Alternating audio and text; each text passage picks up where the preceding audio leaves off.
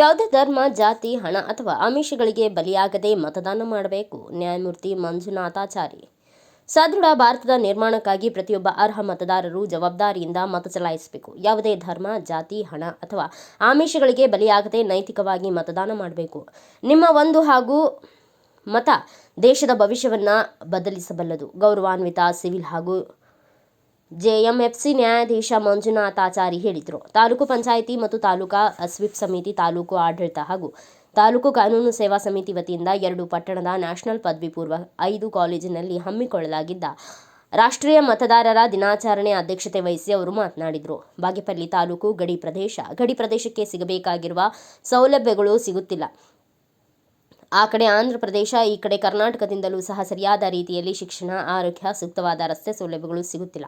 ಕಾರಣ ಇಷ್ಟೇ, ನಾವು ಆರಿಸುವಂತಹ ಜನಪ್ರತಿನಿಧಿಗಳನ್ನು ಒಳ್ಳೆಯವರನ್ನು ಆಯ್ಕೆ ಮಾಡಬೇಕು. ಇಲ್ಲವಾದಲ್ಲಿ ಮುಂದಿನ ಪೀಳಿಗೆಗೂ ಕಷ್ಟ ಸಾಧ್ಯವಾಗುತ್ತದೆ. ಯುವ ಜನತೆ ಪ್ರಜಾಪ್ರಭುತ್ವ ವ್ಯವಸ್ಥೆಯಲ್ಲಿ ಜನಪ್ರತಿನಿಧಿಗಳಾಗುವಂತಹ ನಿರ್ಧಾರಕ್ಕೆ ಬರಬೇಕು ಎಂದು ತಿಳಿಸಿದರು.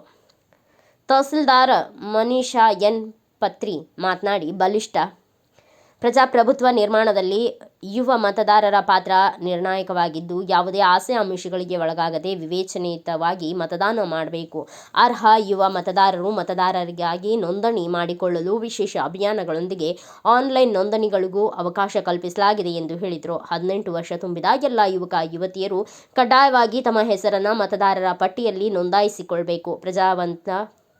ಪ್ರಜ್ಞಾವಂತ ನಾಗರಿಕರು ಪ್ರಜಾಪ್ರಭುತ್ವ ವ್ಯವಸ್ಥೆಯಲ್ಲಿ ತಮ್ಮ ಹಕ್ಕು, ನಮ್ಮ ಮತ ನಮ್ಮ ಹಕ್ಕು ಎಂದುಕೊಂಡು ಮತದಾನ ಮಾಡಿದರೆ ಭವಿಷ್ಯದ ಉತ್ತಮ ನಾಯಕನನ್ನ ಆಯ್ಕೆ ಮಾಡಿಕೊಳ್ಳಬಹುದಾಗಿದೆ ಎಂದರು. ಹಾಗಾಗಿ ಒಂದು ಮಕ್ಕಳಿಗೆ ಒಂದು ಅವೇರ್ನೆಸ್ ಕಾರ್ಯಕ್ರಮವನ್ನು ಕೊಡಬೇಕು ಅನ್ನೋ ಒಂದು ವಿಷಯದಲ್ಲಿ ಬೆಳೆಯುವ ಆಸಕ್ತಿಗೆ ಬಳಕೆ ಇದೆ ಅಂತ ಹೇಳ್ತೀವಿ. ಯಾಕಂದ್ರೆ ಈಗಾಗಲೇ ನಮ್ಮ ಶಾಸಕರು ಮೇಡಮ್ ಅವರು ಇನ್ನೊಬ್ಬ ಅತಿಥಿ ಮುಖಂಡರು ನಮ್ಮ ಪ್ರಜಾಪ್ರಭುತ್ವದಲ್ಲಿರುವಂತಹ ಮೌಲ್ಯಗಳು ಮತ್ತೆ ಚುನಾವಣೆ ಮತ್ತೆ ನಮ್ಮ ದೇಶದ ಪ್ರತಿನಿಧಿಗಳನ್ನ ಹೇಗೆ ಆಯ್ಕೆ ಮಾಡ್ತೀವಿ, ದೇಶವನ್ನು ಹೇಗೆ ಅಭಿವೃದ್ಧಿ ಪಡಿಸ್ಕೋಬೇಕು ಅಂತ ಸರಾಗವಾಗಿ ಹೇಳ್ಕೊಟ್ಟಿದ್ದಾರೆ.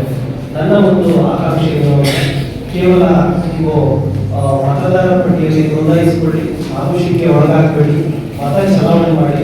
ಹೆಚ್ಚಾಗಿ ನನ್ನ ಒಂದು ಕನಸು ಏನು ಅಂದರೆ, ನಮ್ಮ ರಾಜ್ಯದಲ್ಲಿ ಒಂದು ಬಾಗೇಪಲ್ಲಿ ಏನೋ ಒಂದು ಪ್ರದೇಶ ಇದೆ, ಇದು ಗಡಿ ಪ್ರದೇಶವಾಗಿದೆ.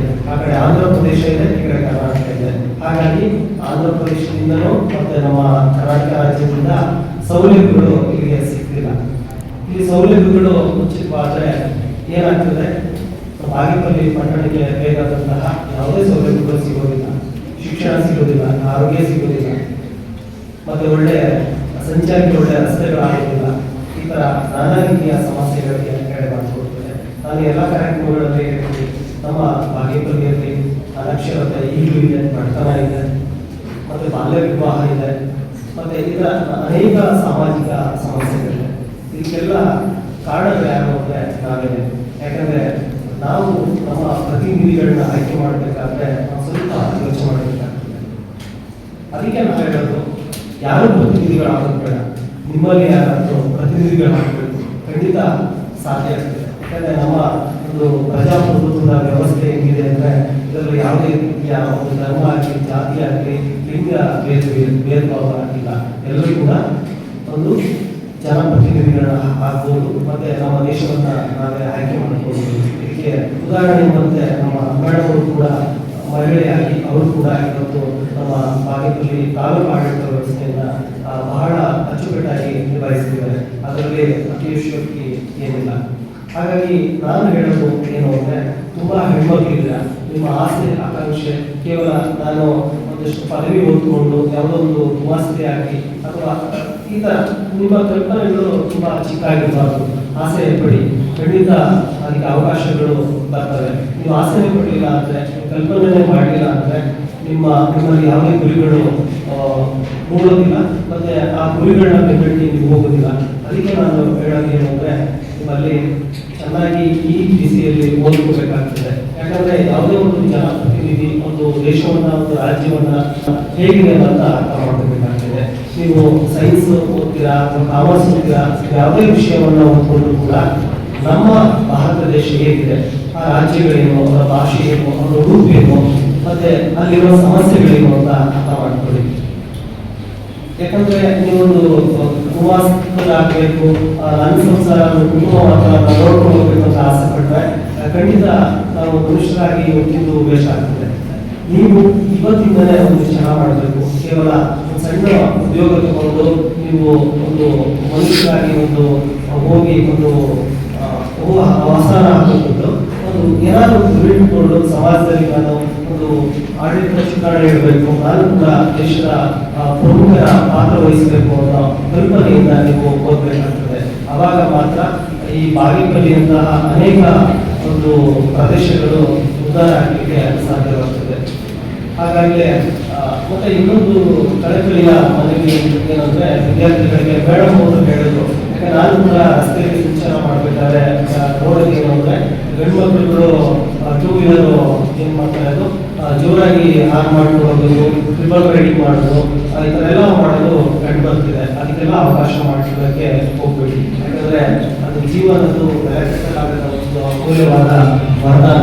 ಅದಕ್ಕೆ ನಮ್ಮಿಂದ ಕೂಡ ತೊಂದರೆ ಆಗಬಾರ್ದು, ಮತ್ತೆ ನಮಗೂ ಕೂಡ ತೊಂದರೆ ಮಾಡಬಹುದು. ಯಾಕಂದ್ರೆ ಪೊಲೀಸ್ನವ್ರಿಗೆ ಮತ್ತೆ ವಕೀಲರಿಗೆ ಮತ್ತೆ ನಮಗೆ ಗೊತ್ತು ಒಂದು ಮನುಷ್ಯನಿಗೆ ಅಪಘಾತ ಆದಾಗ ದೈಹಿಕವಾಗಿ ಏನೇನು ಪರಿಣಾಮ ಆಗ್ತದೆ, ಮತ್ತೆ ಕುಟುಂಬಕ್ಕೆ ಏನು ನಷ್ಟ ಆಗ್ತದೆ, ಮತ್ತೆ ನಮ್ಮ ಸರ್ಕಾರಕ್ಕೆ ಎಷ್ಟು ಹೊರೆ ಆಗ್ತದೆ ಅನ್ನೋದು ನಮ್ಗಳಿಗೆ ಮಾತ್ರ ಗೊತ್ತಿರ್ತದೆ.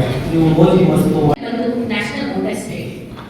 ಸೊ ನ್ಯಾಷನಲ್ ವೋಟರ್ಸ್ ಡೇ ಇದನ್ನ ನಾವು ಯಾಕೆ ಆಚರಿಸ್ತೀವಿ ಅಂತ ಅಂದ್ಬಿಟ್ಟು ಮೊದಲು ತಿಳ್ಕೊಳ್ಬೇಕು. ಯಾಕಂದ್ರೆ ನಾವೆಲ್ಲರೂ ಸಾಮಾನ್ಯವಾಗಿ ಎಲೆಕ್ಷನ್ಸ್ ನಡೀತಾನೆ ಇರುತ್ತೆ, ಕಾಲಕ್ಕೆ ಎಲೆಕ್ಷನ್ಸ್ ನಲ್ಲಿ ನೀವು ವೋಟ್ ಮಾಡ್ತಾನೆ ಇರ್ತೀರ. ಬಟ್ ಯಾಕೆ ನ್ಯಾಷನಲ್ ವೋಟರ್ಸ್ ಡೇ ಸ್ಪೆಸಿಫಿಕ್ ಆಗಿ ಜನವರಿ 25th ನಾವು ಆಚರಿಸ್ತೀವಿ, ಅದ್ರ ಮುಖ್ಯ ಉದ್ದೇಶ ಏನು? ಯಾಕಂದ್ರೆ ಅದಕ್ಕೊಂದು ಇಂಪಾರ್ಟೆನ್ಸ್ ಇದೆ. ನ್ಯಾಷನಲ್ ವೋಟರ್ಸ್ ಡೇನ ನಾವು ಯಾಕೆ ಆಚರಿಸ್ತೀವಿ ಅಂತಂದ್ರೆ ECI ಅಂತ ಮೋಸ್ಟ್ಲಿ ಎಲ್ಲರಿಗೂ ಗೊತ್ತೇ ಇದೆ, ಎಲೆಕ್ಷನ್ ಕಮಿಷನ್ ಆಫ್ ಇಂಡಿಯಾ ಅಂತ ಅಂದ್ಬಿಟ್ಟು ಅದು ರಚನೆ ಆಗಿರುವಂತಹ ದಿನ 25 ಜನವರಿ 1950ಗೆ ಅದು ರಚನೆ ಆಗುತ್ತೆ. ಎಲೆಕ್ಷನ್ ಕಮಿಷನ್ ಆಫ್ ಇಂಡಿಯಾ ಅದು ಒಂದು ಕಾನ್ಸ್ಟಿಟ್ಯೂಷನಲ್ ಬಾಡಿ. ಅದು ಯಾರೇ ಒಂದು ಜನ ಮಾಡಿರುವಂತಹ ಬಾಡಿ ಅಲ್ಲ, ನಮ್ಮ ಕಾನ್ಸ್ಟಿಟ್ಯೂಷನ್ ಇಂದ ಎಲ್ಲ ಪವರ್ಸ್ ನ ಡ್ರಾ ಮಾಡುವಂತಹ ಒಂದು ಕಾನ್ಸ್ಟಿಟ್ಯೂಷನಲ್ ಬಾಡಿ ಅಂತಾನೆ ನಾವು ಅದನ್ನ ಹೇಳ್ತೀವಿ. ಯಾಕೆ ಈ ಒಂದು ದಿನ ಅಷ್ಟು ಮಹತ್ವ ಅಂತಂದ್ರೆ ಅತ್ಯಂತ ದೊಡ್ಡ ಡೆಮಾಕ್ರೆಟಿಕ್ ಕಂಟ್ರಿ ಅಂತಂದ್ರೆ ನಮ್ಮ ಭಾರತ ದೇಶ. ಯಾಕಂದ್ರೆ ನಾವು ಇವಾಗ ರೀಸೆಂಟ್ ಆಗಿ ನಾವು ರಿಪಬ್ಲಿಕ್ ಡೇ ಆಚರಿಸಿದ್ವಿ. 26ನೇ ತಾರೀಕು ಜನವರಿ ನಾವು ಆಚರಿಸಿದ್ವಿ ರಿಪಬ್ಲಿಕ್ ಡೇ. ರಿಪಬ್ಲಿಕ್ ಡೇ ಅಂತಂದ್ರೆ ಇಂಡಿಪೆಂಡೆನ್ಸ್ ಡೇಗೂ ರಿಪಬ್ಲಿಕ್ ಡೇಗೂ ವ್ಯತ್ಯಾಸ ಇದೆ. ರಿಪಬ್ಲಿಕ್ ಡೇ ಅಂತಂದ್ರೆ ನಾವು ಇಂಡಿಪೆಂಡೆನ್ಸ್ ಸಿಕ್ಕಾದ ಮೇಲೆ ನಾವು ಸಾವರೇನ್ ನೇಷನ್ ಯಾವತ್ತೂ ಆಗಿರಲಿಲ್ಲ. ಅಂದ್ರೆ ನಮಗೆ ಸಾವರೇನಿಟಿ ಇರಲಿಲ್ಲ, ನಮ್ಮ ಡಿಸಿಷನ್ಸ್ ನಾವೇ ತಗೊಳ್ಳುವಂತಹ ಒಂದು ಸಾವರೇನ್ ನೇಷನ್ ನಾವು ಆಗಿರಲಿಲ್ಲ. ಬಟ್ 2 ವರ್ಷ 11 ತಿಂಗಳು 18 ದಿವಸ ನಮ್ಮ ಕಾನ್ಸ್ಟಿಟ್ಯೂಷನ್ ರಚನೆ ಆಗುತ್ತೆ. ಕಾನ್ಸ್ಟಿಟ್ಯೂಷನ್ ಯಾವಾಗ ನಾವು ಅಡಾಪ್ಟ್ ಮಾಡ್ಕೊಳ್ತೀವಿ ಅಂದ್ರೆ 26 ನವೆಂಬರ್ ನಾವು ಅಡಾಪ್ಟ್ ಮಾಡ್ಕೊಳ್ತೀವಿ. ಬಟ್ ಅದು ಯಾವಾಗ ಎನ್ಫೋರ್ಸ್ಮೆಂಟ್ ಬರುತ್ತೆ ಅಂದ್ರೆ 26 ಜನವರಿ ಬರುತ್ತೆ. ಅವತ್ತಿನ ದಿವಸ ನಾವು ಅದಕ್ಕೆ ರಿಪಬ್ಲಿಕ್ ಡೇ ಅಂತ ಕರಿತೀವಿ. ಅಂದ್ರೆ ನಾವು ನಮ್ಮ ದೇಶ ಡೊಮಿನಿಯನ್ ಆಫ್ ಯಾವುದೇ ಕಾಮನ್ವೆಲ್ತ್ ಆಗಿರೋದಿಲ್ಲ, ಅಂದ್ರೆ ಬ್ರಿಟಿಷ್ ರೂಲ್ ಕೆಳಗಡೆ ಕಂಪ್ಲೀಟ್ ಆಗಿ ನಾವು ಫ್ರೀ ಆಗೋದೇ 1950 ಅಲ್ಲಿ ತನಕ ನಾವು ಡೊಮಿನಿಯನ್ ಆಫ್ ಕಾಮನ್ವೆಲ್ತ್ ಅಂತ ನಾವು ಕರೆಯಲ್ಪಟ್ಟಿರ್ತೀವಿ. ಬಟ್ 26 ಜನವರಿಗೆ ನಾವೇನಾಗ್ತೀವಿ, 26 ಜನವರಿ 1950ಗೆ. ಈ ಸಂದರ್ಭದಲ್ಲಿ ಹಿರಿಯ ವಕೀಲರಾದ AG Sudhakar, V Venkatesh, Venkatanarayana, sub inspector Sunil Kumar, ವಕೀಲರಾದ ನಾಗಭೂಷಣ್, ಬಾಲು ನಾಯಕ್, ಮಲ್ಲಿಕಾರ್ಜುನ್, ಬಾಲ ಸರಸ್ವತಿ, ಸಮಾಜ ಕಲ್ಯಾಣ ಇಲಾಖೆ warden Nagaraj, PV Venkataramanappa, C Ravi ಹಾಗೂ ಕಾಲೇಜು ವಿದ್ಯಾರ್ಥಿಗಳು ಹಾಜರಿದ್ದರು. ಬ್ಯೂರೋ ರಿಪೋರ್ಟ್ ಯಾರಬ್ಬ M, Bharata Vaibhava news, Chelur. Thanks for watching. Read, discuss and debate with editor Dr. Yan Prashant Rao. Wanted reporters in print, digital and visual media for Bharat Vaibhav Daily Newspaper, BV News 5 Channel and BV Fast Web News from all the talukas of Karnataka, Goa and Maharashtra.